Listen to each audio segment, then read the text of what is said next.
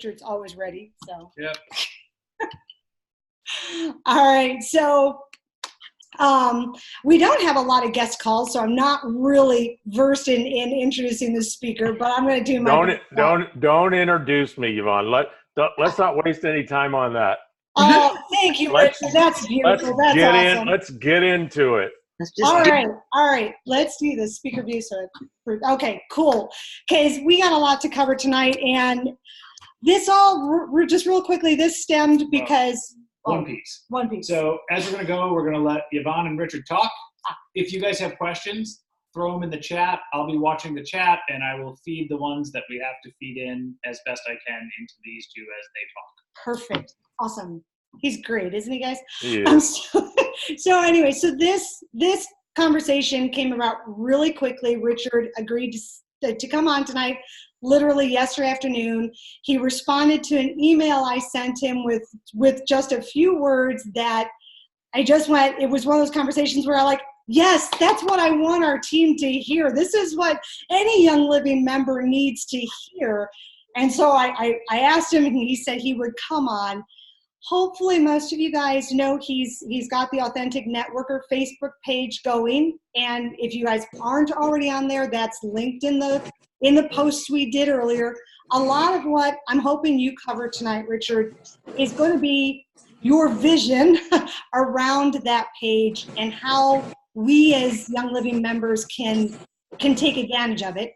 But to start off with, you had touched how people in Young Living, we've joined all at different times and there's different growths on everything. But the basics is, you call it just the basics. You said if we all master these basics, it doesn't matter if like 10 years ago we all talked about oils and everybody joined through that, or heaven knows in your road to diamond, you've interviewed a bunch of diamonds who made diamond through social media.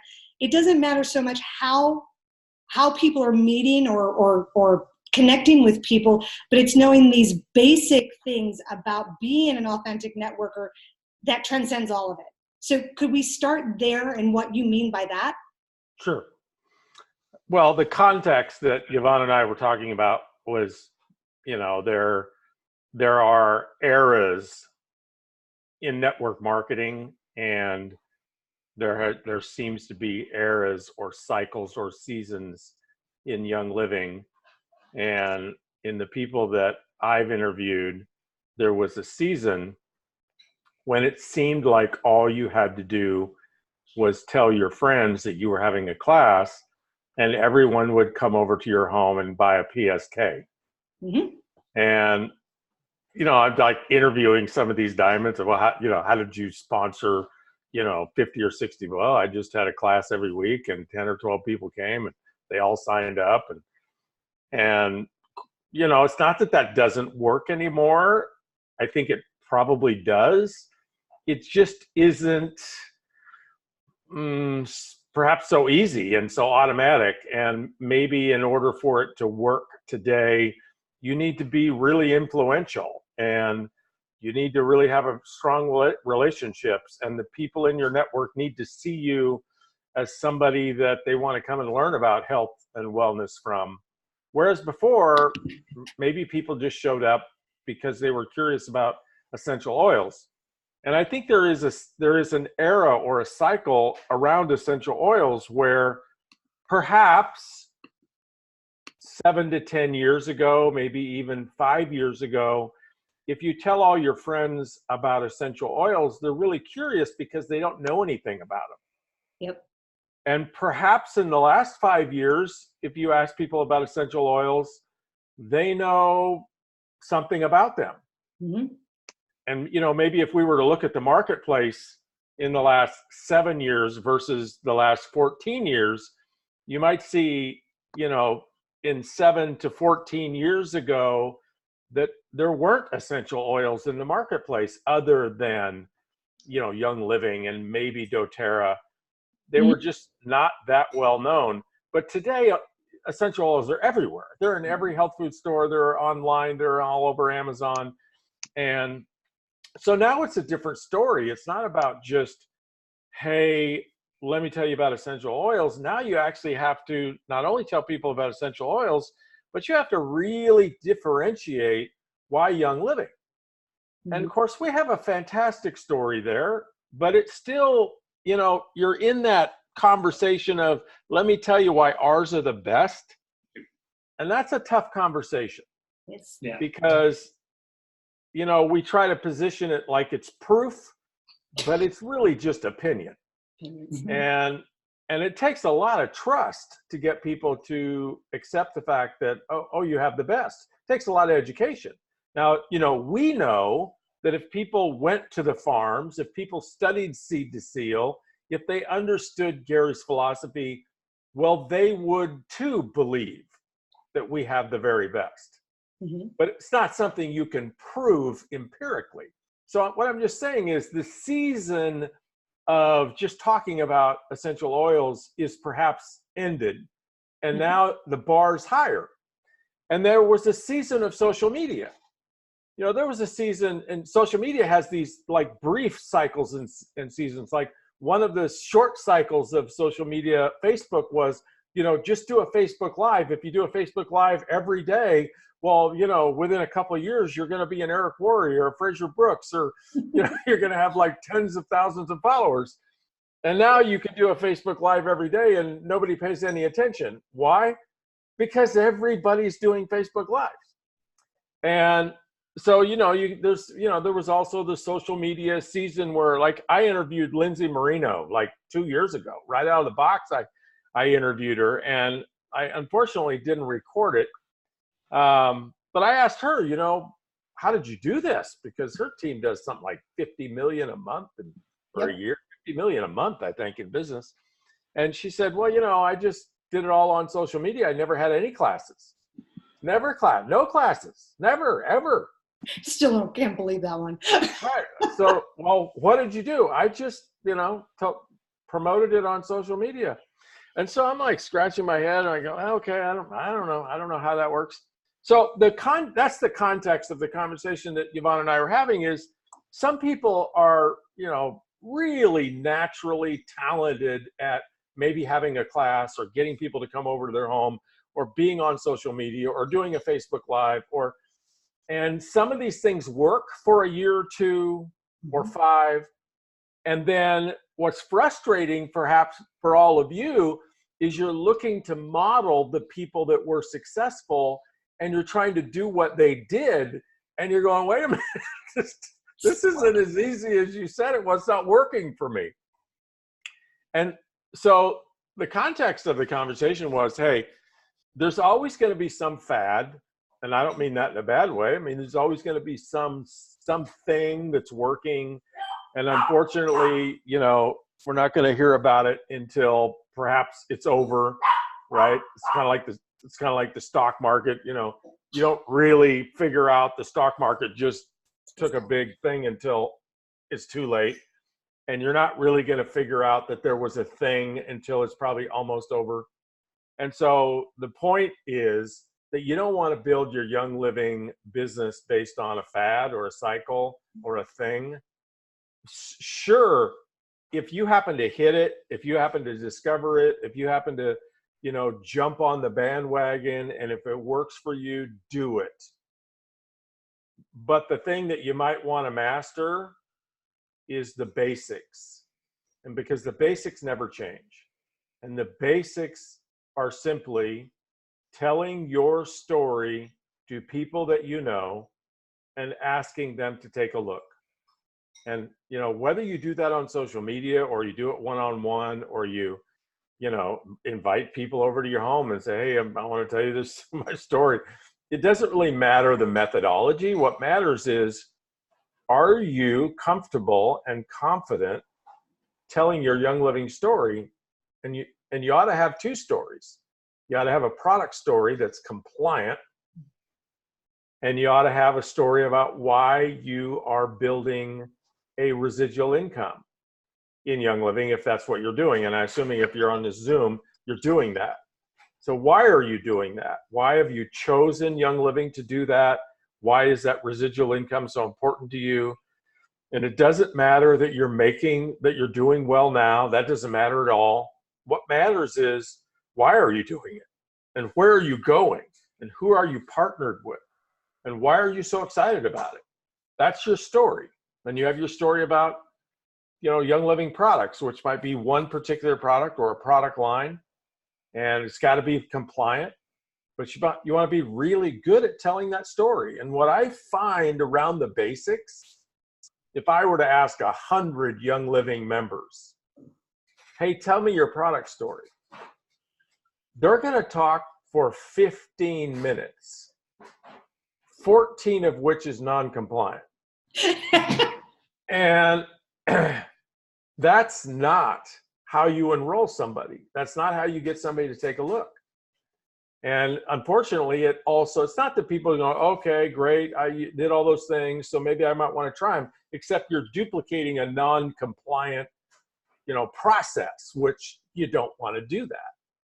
So one of the things you want to get good at is getting, what is your 1 minute Young Living story that's compliant? Get really good at telling that. And what's your 1 minute story about why you're building a business in Young Living, and get really good at telling that. And then get really good at connecting with people. What does really good mean? Well, it's a good question, Wayne.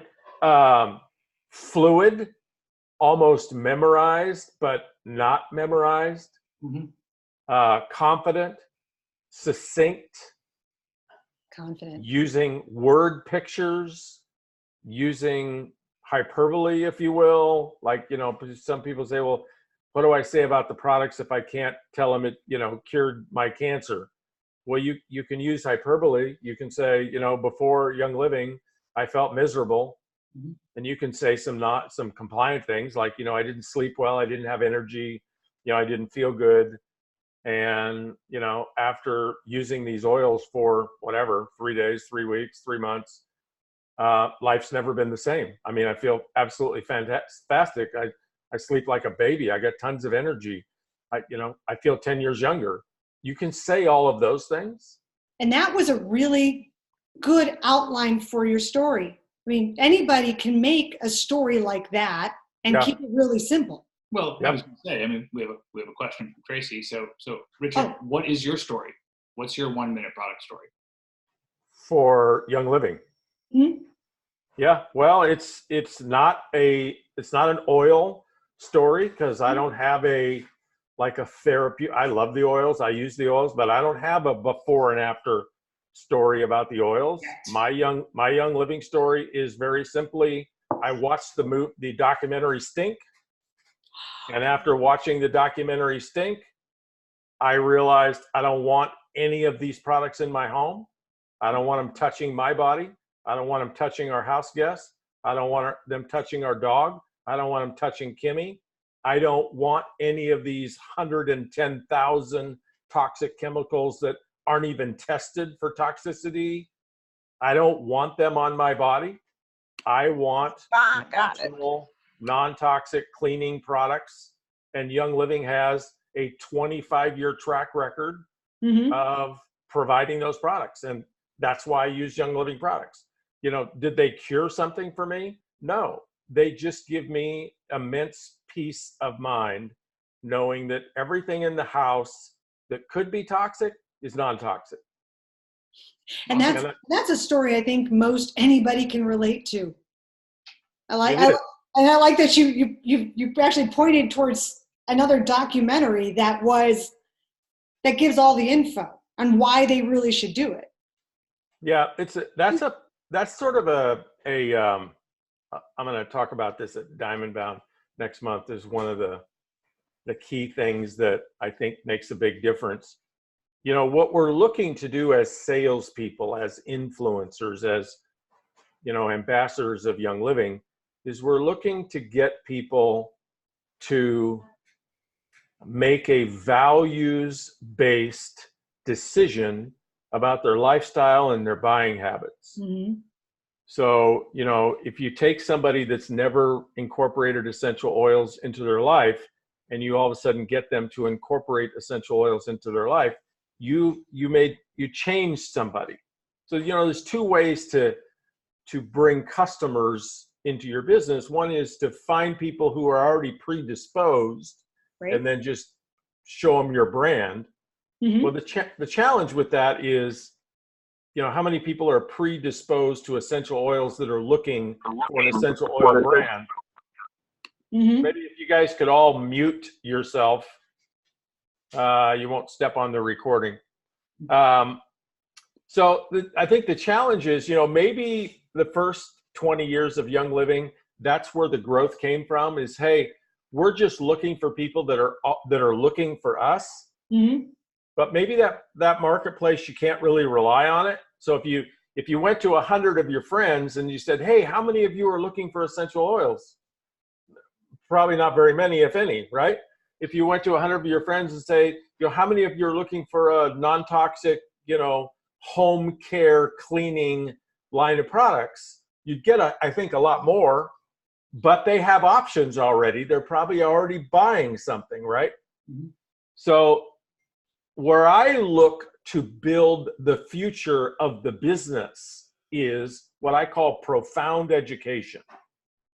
Profound education takes people from being apathetic about a subject and makes them a convert and an evangelist. And stink is such a perfect example. If you just take any old person that's not paying attention in life, Mm-hmm. they're just going through doing what they always do, Mm-hmm. and you have them watch Stink, they are changed forever. Yeah. They, in 1 hour, their whole value system has changed. They're not going to look at those cleaning products. They're not going to look at those deodorizing products in their home. They're not going to look at them in the store. They're not going to look at them advertised on TV the same way ever again. Nope. They are forever changed. And what forever changed them is what I call profound education. And that's what a documentary is. A documentary dives so deep, pulls back so many curtains, shines so much light on a subject where the audience goes, oh my God, I had no idea, right?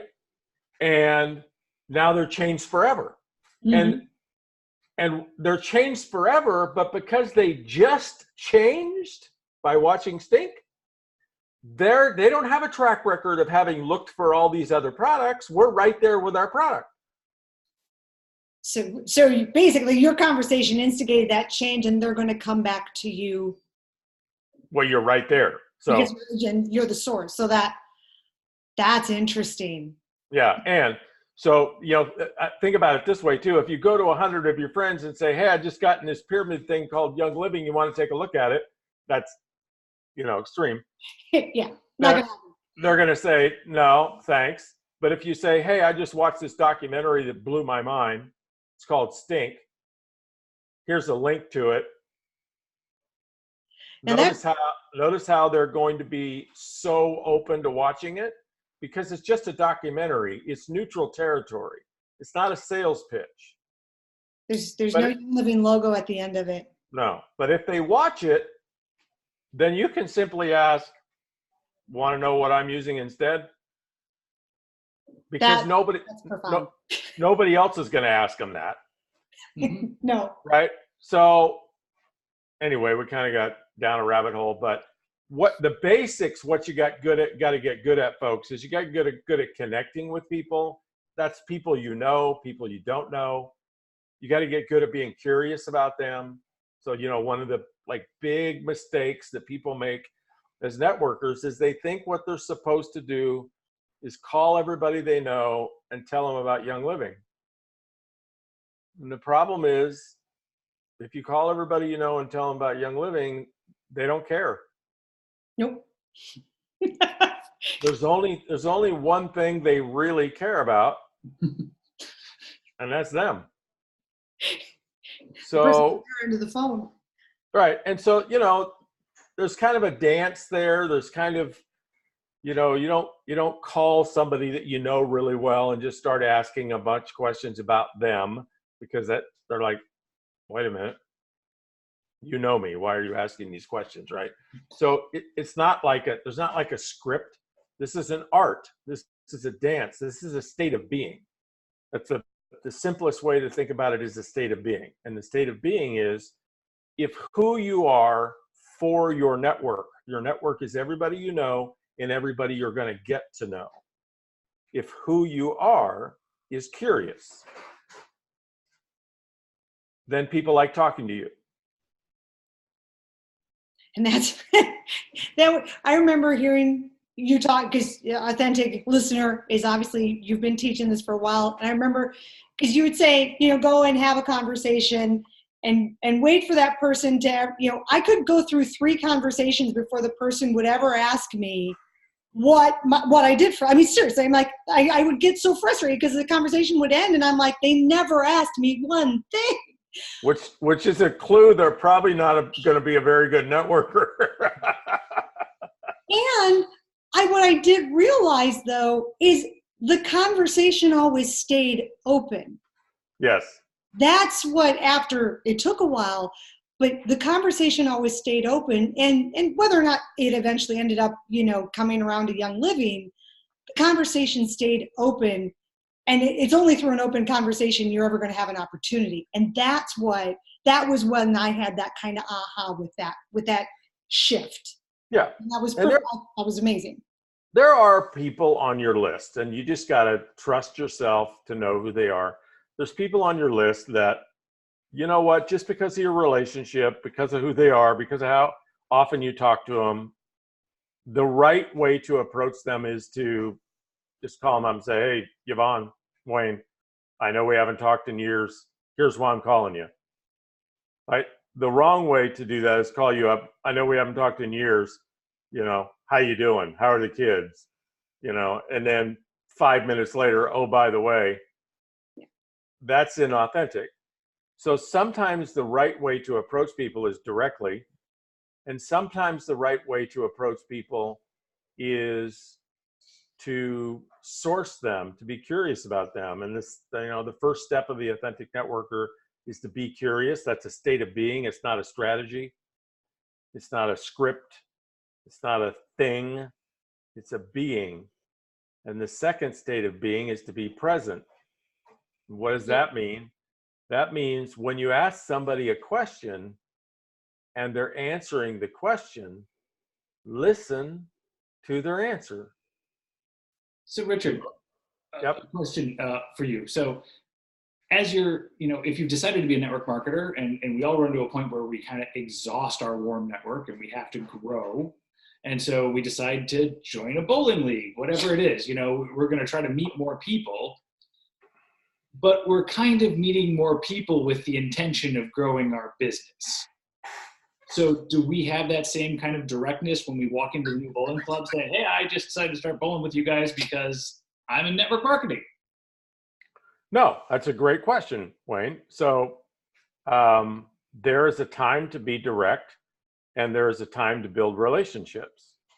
So if you join the bowling league, who you don't want to be as a member of the bowling league is the MLM guy that just joined the bowling league. That's not who you want to be, because that's not interesting. That's not attractive. Right. And that may be your intention for joining the bowling league. And so if I was coaching you around that, I would say, okay, Wayne, I get the strategy of joining the bowling league. But how about we just make a slight shift that'll open up a whole different world for you?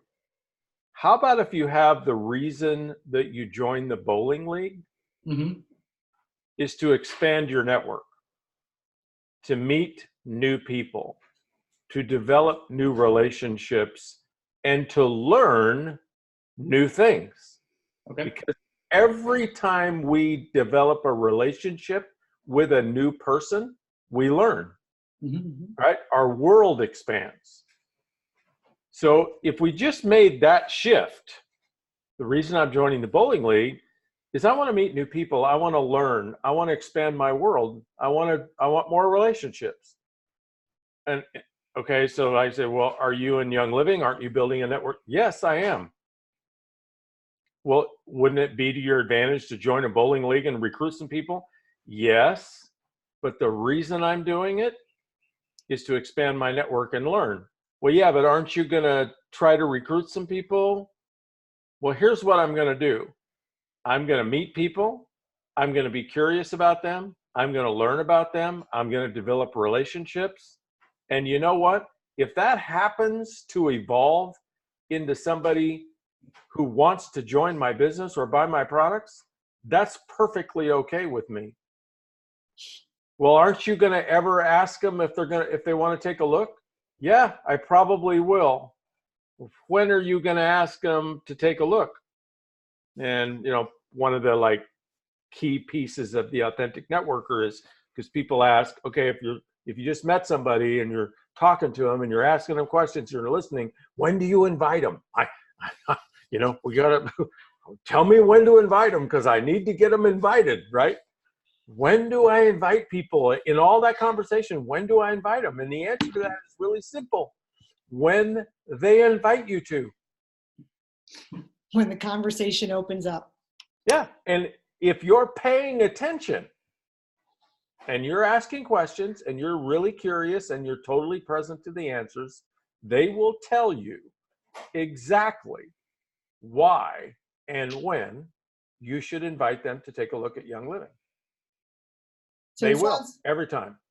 So it sounds like to me, really keeping your motive on being present and being there to learn about them is far more important than going in there and saying, I need to meet people. Yeah, think about it this way. If the way you have to think about it is like a strategy, then fine. Then think about it this way. Instead of your strategy being to recruit people, make your strategy to be to expand your network, because you're a network marketer. So the bigger your network, the more you have to market to people. So instead of let's say I have 100 people, instead of thinking, okay, I got 100 people, so I got to try to recruit all of them or something. Think about, okay, if I have 100 people and I'm a network marketer, how do I build my business? Get 500 people in your network. Get 1,000 people in your network.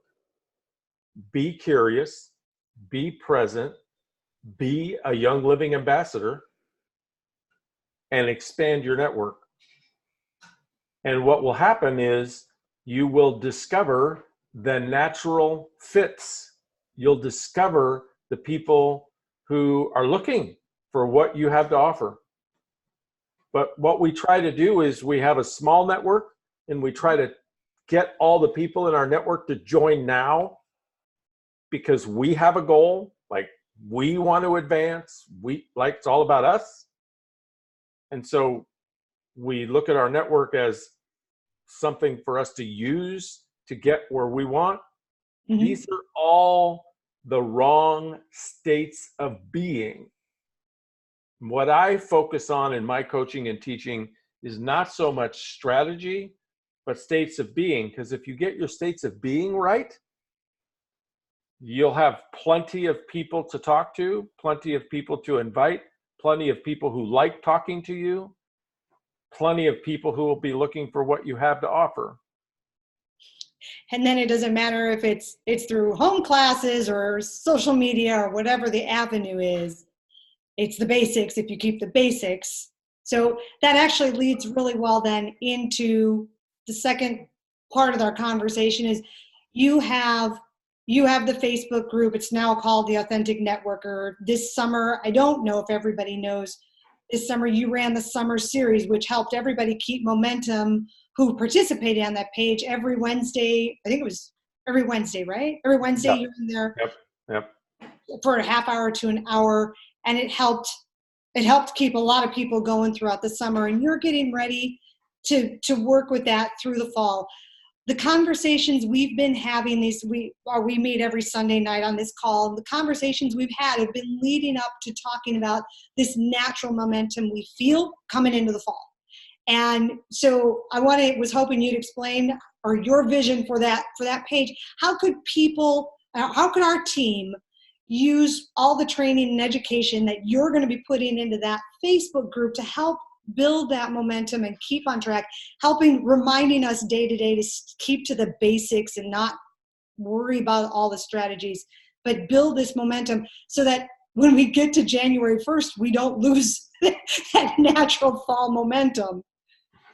Yeah, well, so what I'm going to do starting this Wednesday, so it's every Wednesday at 6 Pacific for about 45 minutes.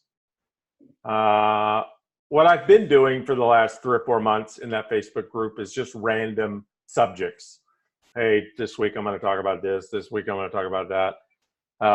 It's in the context of, like, if you look at the body of work that I do around teaching people how to build a network marketing organization, the body of work is in what I call the authentic networker, which is, yes, there's strategies involved, but the core of that is your states of being.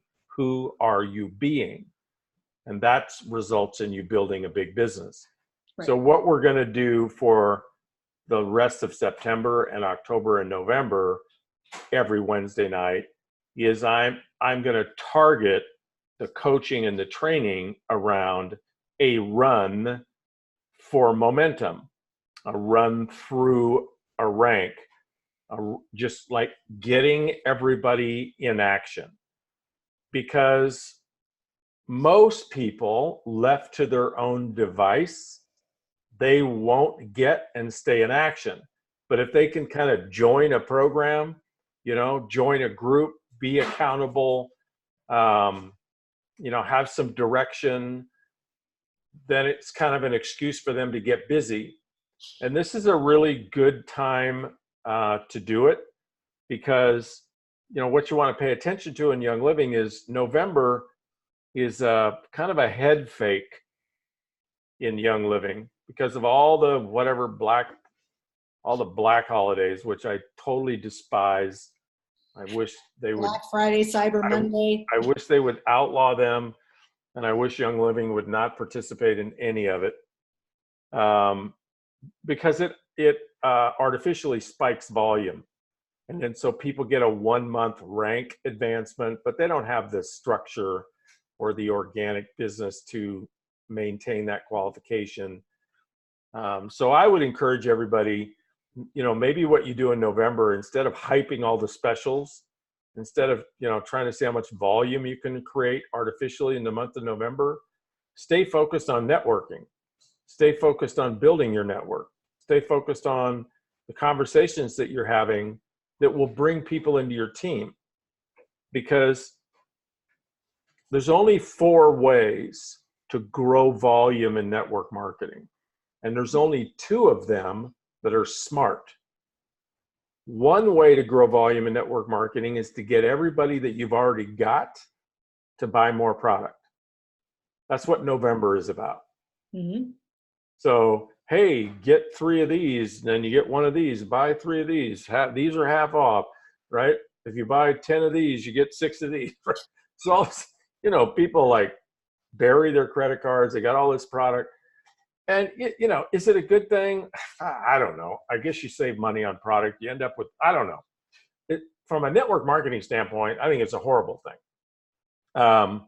And from a consumer advocate standpoint, socially as a country, I think it's a bad thing. Yeah. But so that's one way. Mm-hmm. The second way to increase volume is to try to get everybody who is a distributor or a member to get more customers. So, Young Living they don't really have initiatives around that, like, hey, go get 5 more customers this month.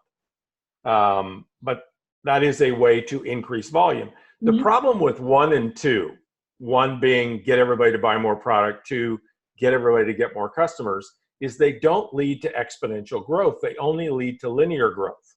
Right. So get everybody to buy more product, you might get a 10 or 20% bump, but you're probably going to pay for it next month. Yeah. If you get everybody to get more customers, you can get a growth percentage from that, but customers don't necessarily get more customers. Right. The third way to increase volume is retention. Retention is if you get 100 people, what percentage of them do you keep? Now, that is Young Living's secret sauce. They keep 40% roughly of everybody that joins on a $100 auto ship. Mm-hmm. That is the secret sauce of Young Living. And it is a brilliant exponential way to grow your business. The fourth way to grow your business is to recruit. And that, unfortunately, is a bad word in Young Living. And so people disguise it with, well, I'm sharing. Well, I'm, doing whatever you're doing. Okay, I don't care what you call it. I don't care what you do. But if you don't recruit, and here's what I mean by recruit. If I don't recruit you, Yvonne, into an opportunity where you see what you need and want to do is recruit. Mm-hmm. So it's the worst thing you could ever say in Young Living. The worst thing you could ever say in Young Living is, hey, how about we all go recruit? People are like, right? But that's actually a misnomer, because we actually don't want to recruit. What we actually want to do is recruit recruiters. Well, nobody's going to want to say that. I know. That's a double black. It is. So until you recruit recruiters, you don't get exponential growth. Now, some people say, well, yeah, but look how Young Living has grown. Well, leaders in Young Living did recruit recruiters. Mm-hmm. They called it something else. They loved to call it accidental or sharing or whatever. But whenever you interview somebody who went to Diamond, for example, I mean, I've interviewed like 30 or 40, maybe 60 everybody I've ever worked with in Young Living. And then I've interviewed, hundreds of people from other companies. Everybody that has the explosive growth that brings them to the higher positions gets to a place in their career, could be day one, could be 5 years after being a customer, where they actually get the whole exponential growth, team building, multi-generational pay. They get it. Mm-hmm. They get exponential growth. They get compounding.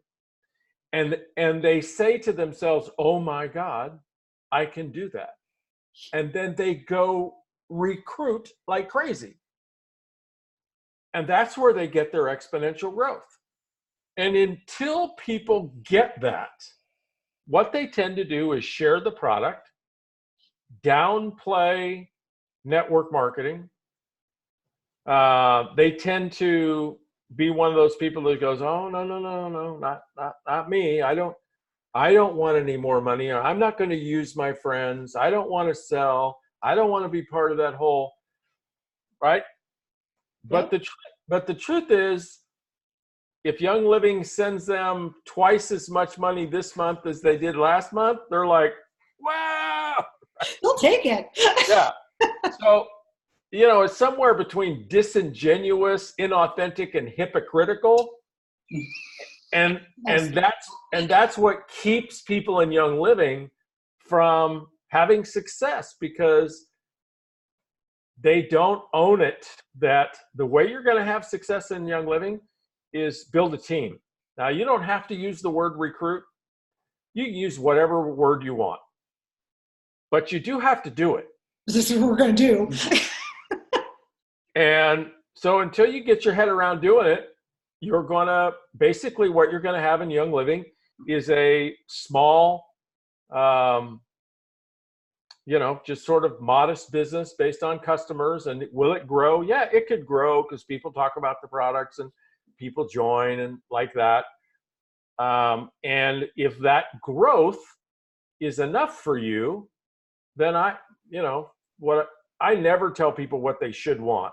Like, you shouldn't want to be a diamond. You shouldn't want to make 10 grand a month. You shouldn't want to, I don't care what you want. I don't have any opinion about what you drive, where you live, how much money you make.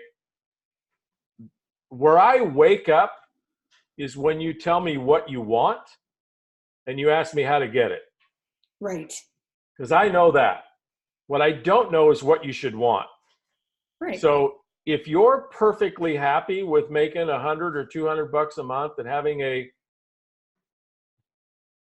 little tiny business, hallelujah. Mm-hmm. If you want to make 5 or 10 grand a month and you're going to try to do that, being comfortable and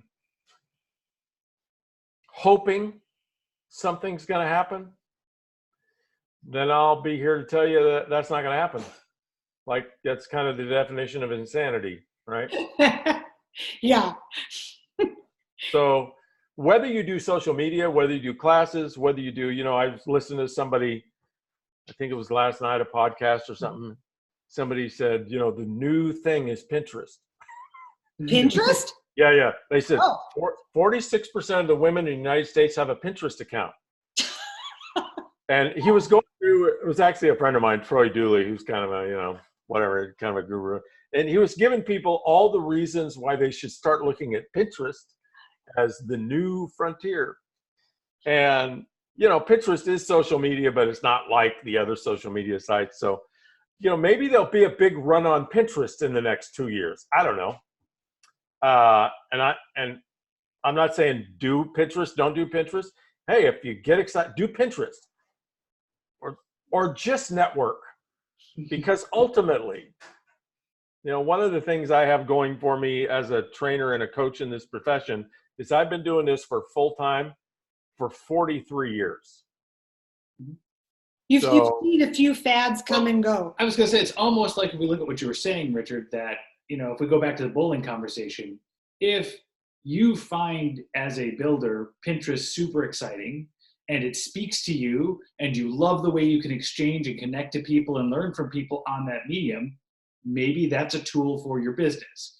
If it's painful and hard to get on Pinterest because you don't like it, it's something you hate, and you don't deal with the people and they're all just bantering fools, that is probably not the platform to build your business on. Correct. Be authentic. There's this whole conversation about, if it doesn't duplicate, don't do it. Right? If it doesn't duplicate, don't do it. And, here's our system, and everybody needs to do the same system. Well, what I found is the only thing you need to duplicate in network marketing, like if I enrolled the two of you, so let's say that I built my whole business on Facebook. Okay. The only thing I need to duplicate with the two of you, if I sponsored you, is for you to find your Facebook. Mm-hmm. Oh, that's a good way to put that. Yeah. What is the way that you're going to ask 100 people or 500 people if they'll take a look at Young Living? Now, for me personally, the only way I have ever done network marketing is one-on-one. The people you meet. It's always one-on-one. It's never like an event. I've done events. Mm-hmm. Personally, the people I like, even when I was doing like weekly opportunity meetings, I never invited my guest to come to the opportunity meeting. Really? Nope. I always invited my guest to meet me. If the opportunity meeting was at 7:00, I invited them to meet me at 6:00. That's in the coffee shop or like someplace one-on-one. And I said, hey, I want to show you what I'm doing. And if you like it, maybe I'll introduce you to some people that are doing it. So I would meet with them one-on-one at 6:00.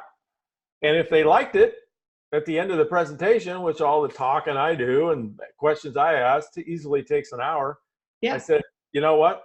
If they're excited, I say, hey, there's a bunch of us going to yap about it here in about 10 minutes if you want to come and meet some. If they don't like it, out they go. How no pressure is that? Well, I did it for several reasons. One, if you invite people to a meeting, they don't have any qualms at all about not showing up. True. Because they know you're going to the meeting anyway, and they know there's going to be other people there. True. But if you have an appointment to meet somebody one-on-one, they'll meet you. Well, not always, but there is a way to Increase. there is a way to get them to show up. Maybe I'll talk about that in the next couple months. So, but that's just me.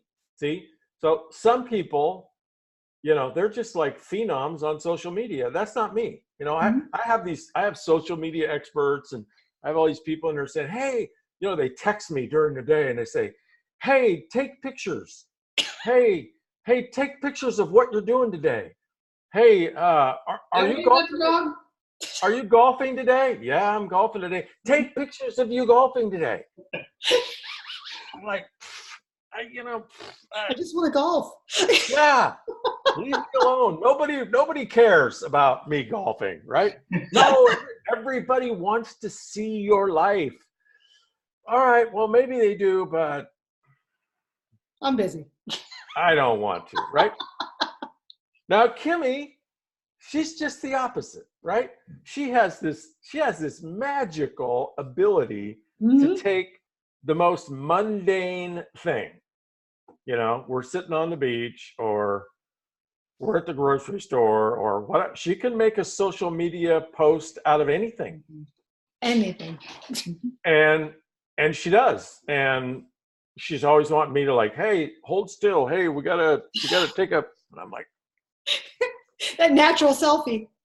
Yeah. So there's no right way to do this other than whatever works for you. That's the gold. I mean, the keeping the basics, the meeting people, listening to them, because everybody wants, just tell me what to do. Just tell me what to do. Just tell me how to build this. And that's the gold right there. There's, however it is you want to take that basic plan, that basic meeting people, listening to them, connecting, and then however you want to do that, that's your system. Yeah. That's duplicatable. Yeah. Imagine if, I don't know who sponsored Lindsay Marino, but I'll bet whoever sponsored her. I know that April Pointer's very close in her upline. Yeah. And I don't think April Pointer, I could be wrong, but I don't think April Pointer was a social media person. I think she was a classes person. Yeah, I think so. Like traditional class. Imagine if April Pointer told Lindsay Marino, the way you have to do this is class. Probably wouldn't have such a big line. Yeah. So I don't know if it was intentional, accidental, but somehow, some way, Lindsay Marino saw her way clear to do it her way. And we all need to find that thing, whatever it is. And it doesn't have to be one thing. It's like, it's just all. If I sponsor you, all I need to duplicate is for you to get it in your head that this is about telling your story to as many people as you can, and that you can build this. And it's a team. It's a sales team. It's an exponential growth of a sales team. I want to get that in your head. The first thing I'm going to teach you is not about being curious and about listening and about being present. And I'm not going to teach you that stuff right off the bat, because all I really want you to do right off the bat is get on fire about telling people about what you're doing and why you're doing it. And those people that are closest to us, we can call them up and say, hey, I just joined this thing. I'm crazy excited about it. I want to tell you about it, right? But when we get past the people that will tolerate us talking to them that way, there's a different way we have to be with people that don't have that same relationship with us. And that's what the authentic networker is more about. It's more designed for, once people kind of get through their blind enthusiasm, kind of talk to everybody they know phase, which one of the first things I do with people who say, I've talked to everybody I know. Okay, well, that's great. Pull out your phone. You could all do this, by the way. If you're going to follow my thing on Wednesday night, you'll be doing this. Sweet. pull out your phone and go to contacts. All of you do this right now. Go to contacts. Gotta find mine. Contacts. Then on the sidebar where it has like A through Z, scroll down to the very bottom so that you're at the end of the Z's. Got it. Okay. And there's going to be a number at the bottom, both on a Droid and an iPhone. What's the number at the bottom of your phone, Yvonne? 658. Great. So the question I would have for you is, so you're telling me you have invited all 658 of those people. So who's the last person on the list whose name starts with a Z? I don't have any Z's. Okay. Who's the Y? Me. Who's the W? William French. Have you invited him to look at Young Living? No, I'm trying to exactly remember how I know him. All right. So if you do that exercise, if you go through your phone, you're going to find you haven't invited 90% of the people that you already know. And yeah, I've got people in my phone too. I don't know how they got in there, but hey, that's a way to start the conversation. So what I would coach you to do with William French is send him a message and say, hey, William, you're in my phone. How'd you get in here? I have done that before to see if I've known people. I don't even know. I honestly have not done that to build my network. You're right. Yeah, William, who are you? Where do you live? What do you do for a living? How'd you get in my phone? He's close to here because he's got the same area code, so I know he's in my area. Right. So now you've started a conversation. Right? Yep. So people that are in your phone that you don't remember how they got in there, they are so perfect as prospects because you can just start a whole curious conversation with them. Right? That would be actually kind of fun. Yeah. And a really good exercise is go through everybody in your phone and answer the question, have you invited them to look at Young Living? That's and then everybody so you got two lists, the ones you haven't, the ones you have. Mm-hmm. And then the ones you haven't, well, you can break those into two categories. Mm-hmm. People that you haven't invited just because you didn't think about it. And then people that you haven't invited because you've already decided that they're not interested without asking them. Yep. Right? They're too successful. They're too busy. They're too whatever. Right? So what we're going to talk about over the next couple months is like, how do you invite somebody that you think is too successful or too busy or could care less? How do you invite them? Because there's an approach for inviting everyone. Super simple. And it's actually an approach that we can all do and feel good about. Good. So good. Like step number one of the basics, forget about social media, forget about trade shows, forget about buying leads, for whatever you're thinking about doing because you're struggling. How about if we just start by asking the people we already know?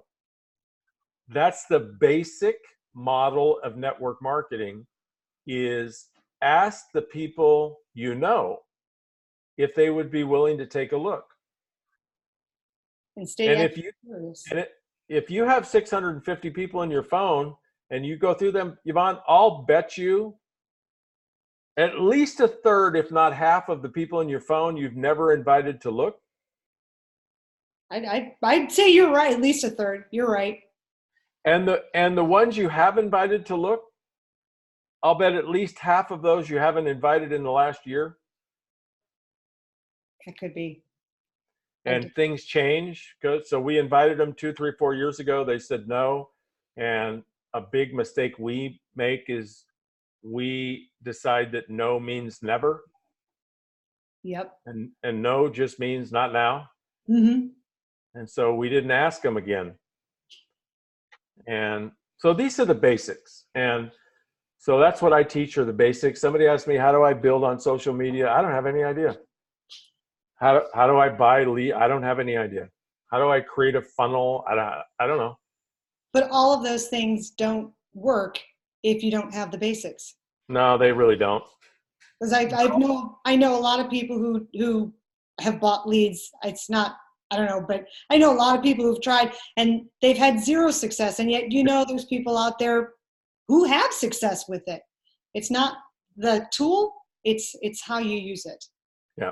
So it's kind of like, Vince Lombardi, he used to start every spring training with the Green Bay Packers by holding up a football and telling his players, gentlemen, this is a football.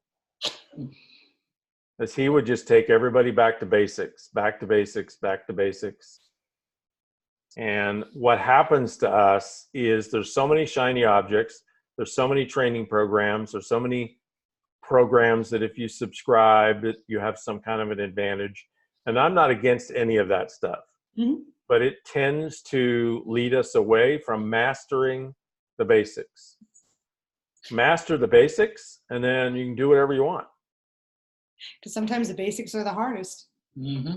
So, well, Richard, it's been an hour, so I want to wrap this up. But thank you, first of all, so much. And so it basically, what I'm hoping everybody tonight does is at the very least gets into that Facebook group and commits to coming on every Wednesday or watching the replay. It's a Facebook Live. And really, one of the things that Richard talks about a lot, and I've seen it in several posts that you talk about having a running buddy. Yep, gotta have one. Got to have one. If everybody on this call, we have, I don't know, 50 or some odd people, if everybody picked a name out of the list here of everybody who listens to this call and contacts a person and commits to going through however long Richard takes us through the Authentic Networking series. He started out with just the summer series, so you never know where it's going to go. Just go for the ride and get in there, and every Wednesday or Thursday commit to watching it and working on the basic skills that you're going to be sharing with us. And then can we start talking about how super awesome it is because you get to take 9 people from your team to a special training? Shh. No, Richard's not up to that part yet. So we're not talking about that. We're not talking about that part yet. So way to go, Wayne. We'll worry about that in January. So, but Richard, thank you very much, and thank you for covering these basics because this is key, and we have a lot of people in a lot of different places in their business, but it doesn't matter what place you're in your business. As you reminded me tonight, I've been doing this for how many years, and I still haven't done all the basics. So I really appreciate that, and I really appreciate your time. You're so welcome. Love you too. Love you. Miss you. And Katie and Marley for us. They're sitting outside. She's on the phone talking to somebody. All right. Thanks everybody. We'll talk to you. Bye. Bye. Bye.